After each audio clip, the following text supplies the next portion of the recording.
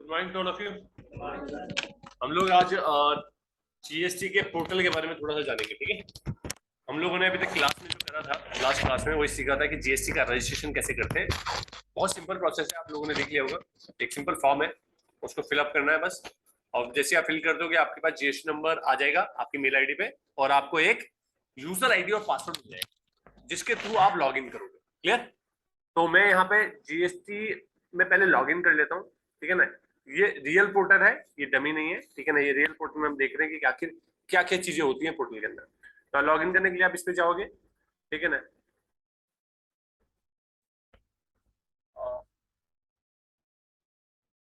मैं यहाँ पे यूजर नेम और पासवर्ड डालूंगा। एक चीज ध्यान रखना, जब आपका फर्स्ट टाइम होगा, फर्स्ट टाइम आपका रजिस्ट्रेशन होता है, तो आपको जो यूजर आईडी पासवर्ड पहली बार मिलेगा वो सिस्टम जनरेटेड होता है। तो वो उसके लिए आपको पहले सबसे पहले लॉगिन जो करना है यहाँ पे करना है। जैसे आप इस पे क्लिक करोगे आप यूजर नेम और पासवर्ड अपने हिसाब से बना सकते हो। क्लियर है? समझ आ गया? मैं ऑलरेडी रजिस्टर्ड हो रखा हूं, तो मैं इस तरीके से हम लोग लॉगिन कर जाएंगे, ठीक है, हमारे पोर्टल पे। जब हम अपने पोर्टल पे लॉगिन करेंगे तो हमारे को कुछ इस तरीके से स्क्रीन नजर आएगी। इस स्क्रीन में क्या क्या चीजें नजर आ रही है पहले थोड़ा सा देखते हैं, स्टडी करते हैं। सबसे पहले तो उस रजिस्टर्ड पर्सन का नाम यहाँ पर नजर आएगा, यहाँ पर उसका जीएसटी नंबर आ जाएगा। अगर उसकी प्रोफाइल पे जाना चाहते हो और प्रोफाइल देखना चाहते हो कि आखिर वो किस प्रोफाइल की है, तो आप इस पर क्लिक करोगे, आपको उसकी प्रोफाइल दिख जाएगी, जीएसटी नंबर दिख जाएगा, एड्रेस दिख जाएगा, कब रजिस्ट्रेशन किया, ठीक है ना। क्लियर है? सारी चीजें, प्रोप्राइटर कौन है, बिजनेस एक्टिविटीज क्या क्या परफॉर्म करते हैं, वो क्या काम करते हैं, कोर एक्टिविटीज क्या है, ये सारी चीजें इन्फॉर्मेशन आपकी यहाँ से मिल जाएगी। इसके अलावा अगर आपको चेंज करना है पासवर्ड, ठीक है ना, ये सारी चीजें, डीएससी रजिस्टर्ड करना है, तो इसी जगह से आप जाके कर सकते हैं। क्लियर है? फर्स्ट स्क्रीन हमारी ये होती है। इस स्क्रीन में क्या नजर आ रहा है, हमारी जो लास्ट 5 रिटर्न्स होती है, लास्ट 5 रिटर्न्स, उसका स्टेटस हमारे डैशबोर्ड पे दिखता है कि वो रिटर्न फाइल है या नहीं है। तो जैसे कि इसमें दिख रहा है कि अप्रैल में ऑप्शन एक्सपायर्ड, मतलब क्या है, पहले तो एनए लिखा हुआ है, एनए मतलब नॉट एप्लीकेबल, इस कंपनी के लिए एप्लीकेबल नहीं है, क्योंकि ये मंथली रिटर्न फाइल नहीं करती, ये क्वार्टरली रिटर्न फाइल करती है। तो इसका मतलब अप्रैल मई की रिटर्न तो फाइल नहीं करनी होगी, इन्हें जून के महीने में रिटर्न फाइल करनी होगी, तभी इनके पास क्या है, यहाँ पे स्टेटस आया, और वो रिटर्न फाइल हमने कर दिया। अगर मतलब इसका टाइम भी निकल चुका है और हमने रिटर्न फाइल करी भी नहीं और करनी भी नहीं थी, ठीक है ना। लेकिन जो भी इसका टाइम पीरियड होता है, कुछ लोगों के लिए ये किसी कंडीशन में आपको, चाहे आप क्वार्टरली रिटर्न फाइल करते हो, कुछ कुछ कंडीशन में आपको जीएसटीआर 1 फाइल करनी पड़ेगी, जीएसटीआर 3 भी फाइल करनी पड़ेगी। वो क्या हालात होंगे, क्या वजह होंगे, वो आगे डिस्कस करेंगे। अब ये समझते हैं कि जिसने क्वार्टरली रिटर्न फाइल करने का ऑप्शन दे रखा है, वो सिर्फ क्वार्टरली रिटर्न फाइल करने के लिए मैंडेटरी लायबल है, उसको मंथली रिटर्न फाइल नहीं करनी है। करेक्ट है? ऑप्शन है उसके पास, करना चाहे तो कर सकता है, नहीं करना चाहे तो ना करे। तो जो ऑप्शन था वो भी एक्सपायर हो गया, क्योंकि हमने वो टाइम पे नहीं करा। हमारे पास सिर्फ जनवरी जून की हमारी रिटर्न फाइल हो चुकी है, ठीक है ना, और डेट भी दिखा रहा है किस डेट पे वो फाइल हुई है। इसके ऊपर लेके जाओगे तो दिखाई देगा जुलाई की रिटर्न फाइल होगी है।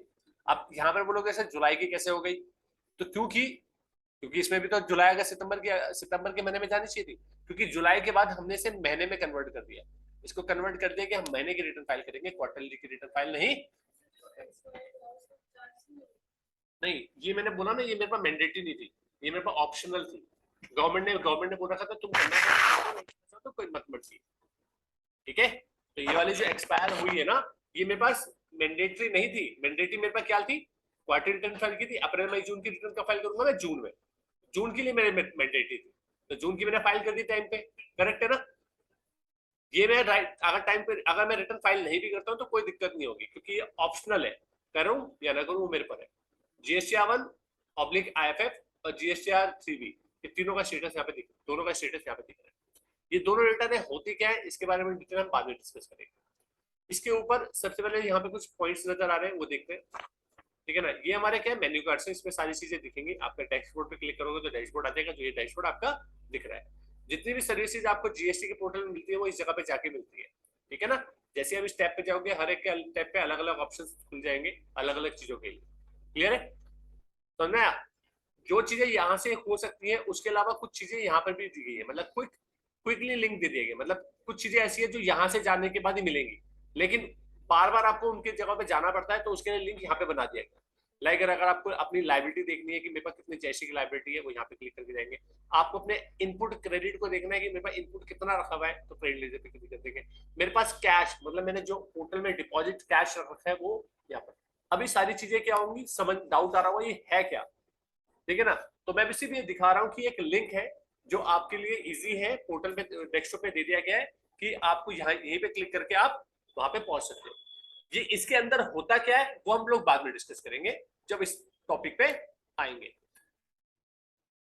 और तो कुछ नहीं है यहाँ पर। हाँ, और ऑप्शन भी है, क्या है, रिटर्न डैशबोर्ड। अगर आपको रिटर्न, जैसे आपको रिटर्न फाइल करनी है या आपको रिटर्न देखनी है कि हमने रिटर्न कौन कौन सी फाइल करनी है, तो इस पे क्लिक करके जा सकते हो, ठीक है ना। आपको आपको टीडीएस, अगर आपको जीएसटी जमा करना है उसके लिए चालान क्रिएट करना है, तो यहाँ पर आपको नोटिस, मतलब ये कुछ चीजें जो रेगुलर काम करने की, रेगुलर इस्तेमाल करने की चीजें हैं, उनके लिंक तो उन्होंने क्या दे दिया, डैशबोर्ड में दे दिया। अगर आप ये चाहते हो यहाँ से ना जा करके, तो यहाँ पे चले जाओ, यहाँ से जा सकते हैं। क्लियर है, इस सर्विस वाले पेज से जा सकते हैं, कोई दिक्कत तो नहीं। जैसे हमें हर महीने रिटर्न फाइल करनी है ना, तो उन्होंने एक लिंक दे दिया यहाँ पर कि रिटर्न फाइल करनी है, तो इस जगह पे चले जाओ, रिटर्न का डैशबोर्ड खुल जाएगा। अगर आपको चालान क्रिएट करना है तो यहाँ से चले जाओ, अगर आपको नोटिस ऑर्डर देखना है तो यहाँ से चले जाओ, एनुअल रिटर्न फाइल करनी है तो यहाँ से चले जाओ। क्लियर है, आगे बढ़ते हैं। अब बात करते हैं सबसे पहले डैशबोर्ड। डैशबोर्ड पे तो आप हुई, आपने देख लिया। सर्विस के पहले पार्ट में आते हैं रजिस्ट्रेशन। इस रजिस्ट्रेशन में कुछ पार्ट दिख रहे हैं। पहला ऑप्शन दिख रहा है न्यू रजिस्ट्रेशन। न्यू रजिस्ट्रेशन का मतलब क्या हुआ भाई, न्यू रजिस्ट्रेशन का मतलब हुआ अगर एक नया रजिस्ट्रेशन लेना चाहते हो तो इस पे क्लिक करोगे, एक फ्रेश रजिस्ट्रेशन लेना चाहते हो तो इसी जगह पे क्लिक करोगे और आपका रजिस्ट्रेशन वाला पेज खुल जाएगा जो हम लोगों ने कल किया था। जो हम लोगों ने कल किया था वही पेज आ गया यहाँ पर, आगे कि नहीं आ गया। क्लियर है, मेरे को नहीं करना कुछ यहाँ पर काम, तो मैं क्या करूंगा, पीछे बैक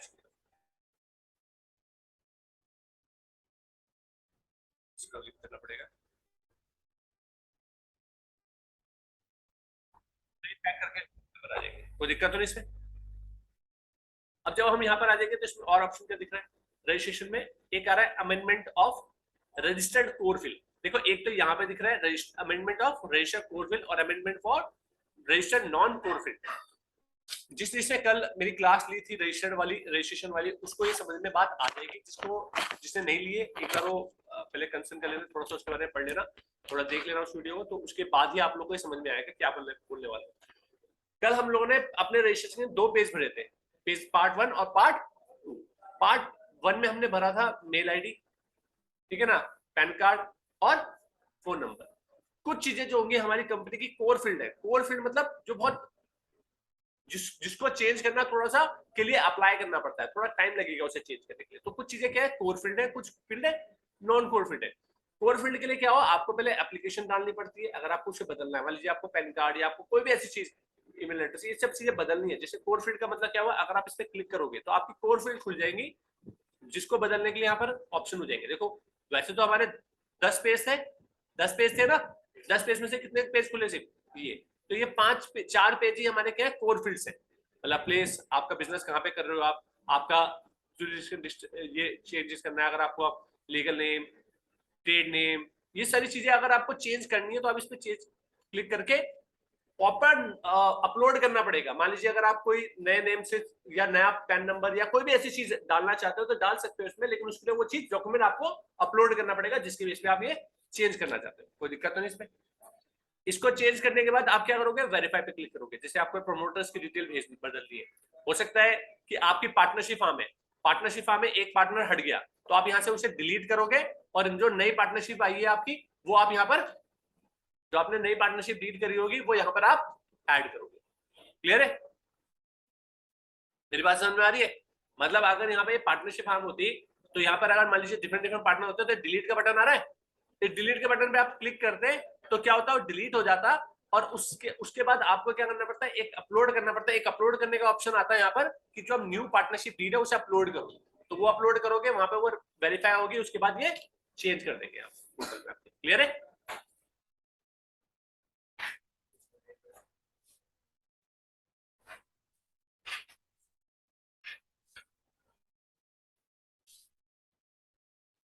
हम फिर से डैशबोर्ड पे आते हैं।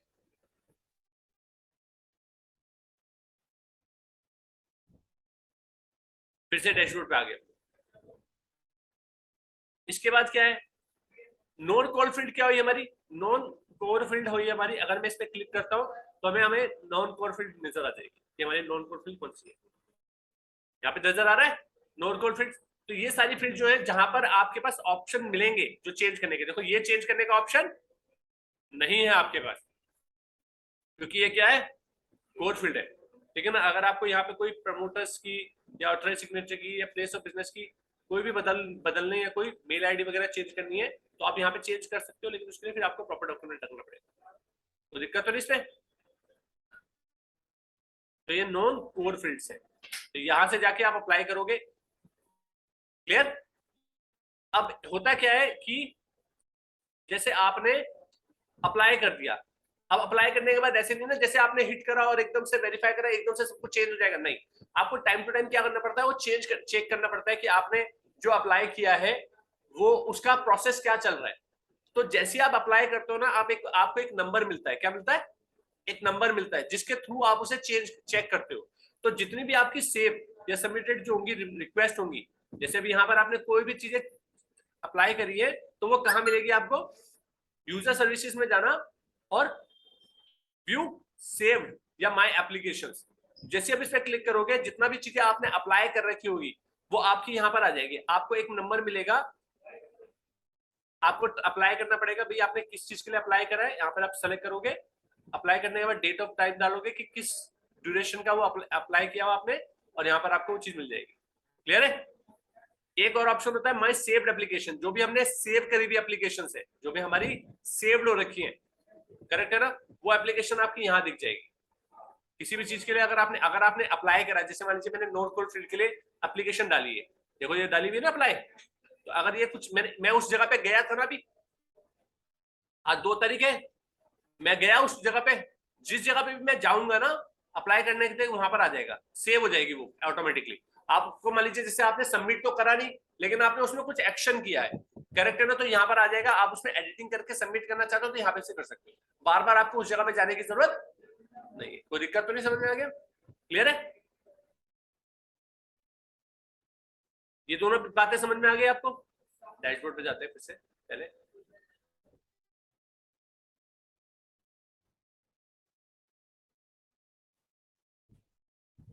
नेक्स्ट देखो, अगर आप ये चाहते हो, मैंने आप लोगों को बताया था ना कि अगर कोई बंदा रेगुलर में ऑलरेडी रजिस्टर्ड हो गया और अब उसे वो चाहिए यार, उसे लगा कि यार मेरे को तो कंपोजिशन स्कीम में रहना चाहिए था और वो अपने आप को कंपोजिशन स्कीम में कन्वर्ट करवाना चाहता है, तो वो करवा सकता है। उसके लिए आपको क्या करना पड़ेगा, apply to option for composition scheme.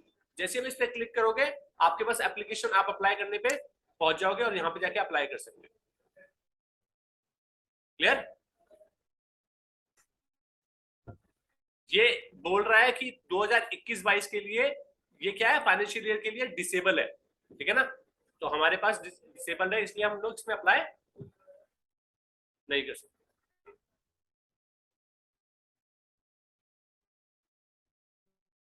इसके बाद है आपको, आपने अगर कोई भी एप्लीकेशन कर रखी, जैसे मैंने अभी आपको बोला था कि मैंने अप्लाई करा था कोई चीज और मुझे ट्रैक करना है कि आखिर जो मैंने जो अप्लाई किया था कोड फील्ड या नॉन कोड फील्ड को चेंज करने के लिए, तो उस पर काम हुआ कि नहीं हुआ, तो आप क्या करोगे, यहाँ पे जाओगे ट्रैक एप्लीकेशन स्टेटस पे, इस पे जाओगे। आप जब अप्लाई करते हो तो आपको एक नंबर मिलता है, ARN नंबर। क्या मिलता है? ARN number. उस ARN नंबर को आप यहाँ पे टाइप करके सर्च करोगे तो आपको वो सर्च करके बता देगा। या आपको अगर आपको ARN नंबर याद नहीं है, आपको याद नहीं है कि आपने कौन सा ARN नंबर था, तो आप टाइम पीरियड डालो, उस टाइम पीरियड में जितनी भी आपने एप्लीकेशन अप्लाई कर रखी होगी उसका स्टेटस यहाँ पर आ जाएगा। क्लियर है। उसमें वो दिखाएगा कि आखिर पेंडिंग है, क्लैरिफिकेशन के लिए गया हुआ, क्या गया हुआ, स्टेटस पूरा बता देगा। क्लियर।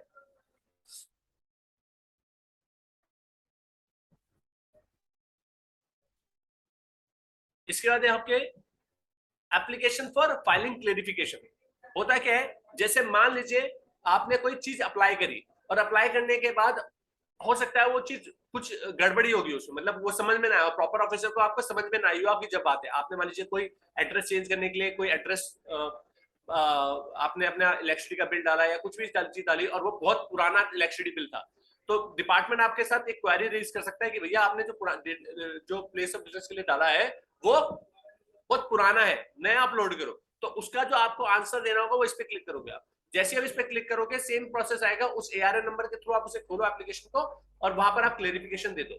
क्लियर है। टाइप कर दो और जो डॉक्यूमेंट आपको अपलोड करना है वो अपलोड कर दो, बड़ा सिंपल सा प्रोसेस, ठीक है ना। ठीक है ना। जैसे आप इस पे क्लिक करोगे आपका एक पेज खुलकर आएगा, यहाँ पर आप वो डालोगे रेफरेंस नंबर ऑफ नोटिस, जो भी नोटिस आया है उसके अगेंस्ट आप ये क्लैरिफिकेशन दे रहे हो, या तो ARN नंबर के थ्रू, दोनों में से किसी भी थ्रू आप जा सकते हो। समझ में आ रही बात? इसके अलावा देखो क्या है रजिस्ट्रेशन में, और क्या है, कोरफील्ड हो गया ये।